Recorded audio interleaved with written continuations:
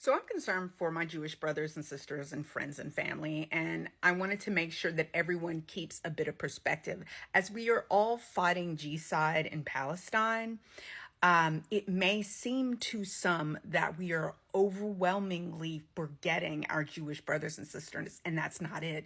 We're not fighting our Jewish brothers and sisters, we're fighting Zionism. As we fight Zionism, we are not fighting the free expression and adherence to and the free practice of Judaism. And as overwhelming support is being issued on behalf of Palestine, which it should be, and I gave a moment of silence because I wanted to make sure I say something really clear, as it should be. I don't want people to forget, and I don't want people to misunderstand the fact. I don't want people to misunderstand our commitment to our Jewish brothers and sisters, because there's a lot of innocent people out there who just want to practice their religion in peace. And I'm worried that certain people will confuse our anti-Zionism, our anti-G-side content as being against and directed against our Jewish brothers and sisters, and that's just not the case. What people need to understand is that in the same way Christian nationalism shouldn't be perceived as being the total and complete expression of what Christianity is, Zionism shouldn't be taken in the same way. I am not an expert, and I am in no way trying to speak over my Jewish brothers and sisters, and you guys can put it in the comments or make a video correcting me.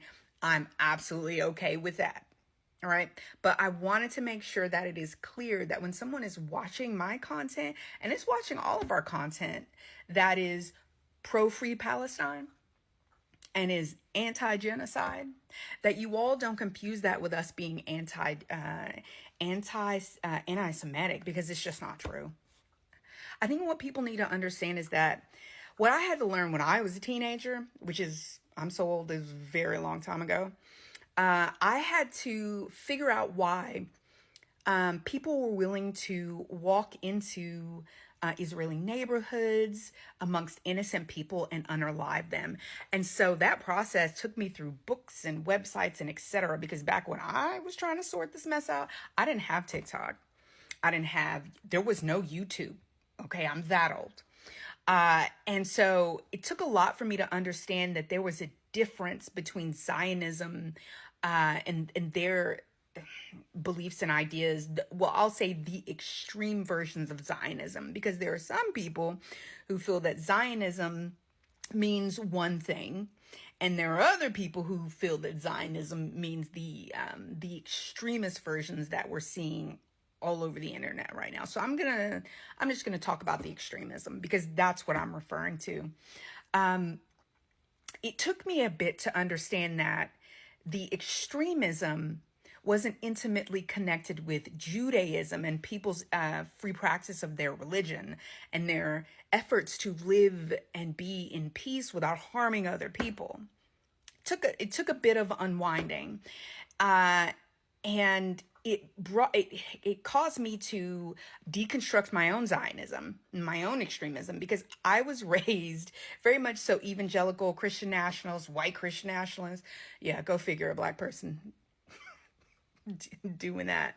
And we're very much so taught rigorously and constantly that you support Israel, you pray for the peace of Israel, and all that kind of stuff. You all know what it's about, and those sermons are full of. And you never are given a balanced view on what's been going on in Palestine, because that which has been going on in Palestine has been going on way longer than I've been alive. But while I was alive, all of us in the past several decades have been taught, if you were in an evangelical American spaces and Christian nationalist spaces, you were taught a certain view of the situation of what's going on in Palestine, and you were not given a very balanced perspective. And so now, as we're all deconstructing what's been going on, and unlearning and then relearning.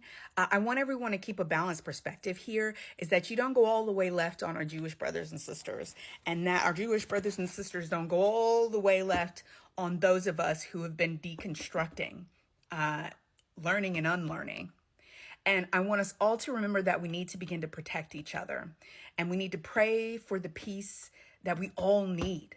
And we also need to pray for a free and thriving Palestine. Palestinians deserve to live and breathe in peace. They deserve the right to do exactly what we're doing right now, which is learning and unlearning.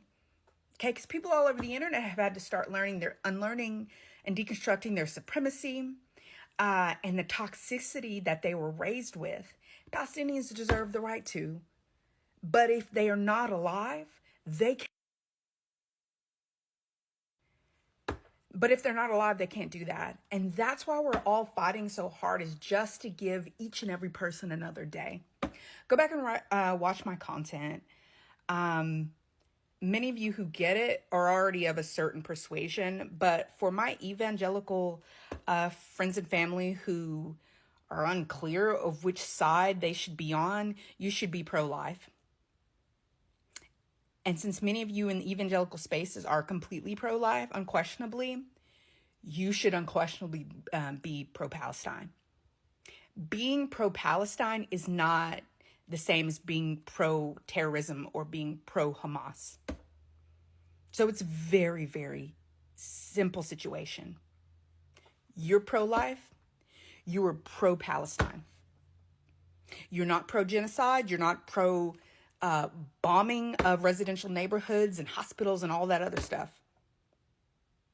And that's the side you should take. This isn't complicated. I know. So as an African American, we're consistently told that things are just too complicated. When we bring up our civil rights, when we bring up killing of unarmed citizens, when we bring up reparations, we're told it's just too complicated. People use complication to dissuade people from even wading into the gap, wading into the darkness, sorting out the situation, educating themselves. But people forget that it's not complicated now. We all can use our hive mind that we have here on TikTok, and that TikTok provides, and that social media provides, and that the internet provides. And we're doing it now. It's why we're all supporting Palestine. I thought I was very much so alone in being one of the few people of color who were one of the few peoples who were supporting Palestine, because I've been supporting Palestine for decades. It wasn't just something I did in college because I cracked a book. I started when it wasn't nobody but me who was just like, why is this happening? Right? But I digress. If you are pro-life, you are pro-Palestine. And all of us who are pro-Palestine must remember to keep in perspective the fact that our Jewish brothers and sisters need to hear from us. That, hey, we're anti-G-side, we're anti-Zionism, we're anti-extremism, and therefore we're going to fight it, and that's what we're fighting. You want to practice and live in peace, cool, but we're gonna fight and confront you about your supremacy. We're gonna fight and confront you if you express dehumanization of your fellow human. We're gonna fight propaganda, and we're gonna fight lies, and we're gonna fight injustice where we find it. And that's truly what we're doing here. Guys, much peace and love. And remember, drink water, fight supremacy, bigotry, xenophobia, and racism, and show love to your fellow human being.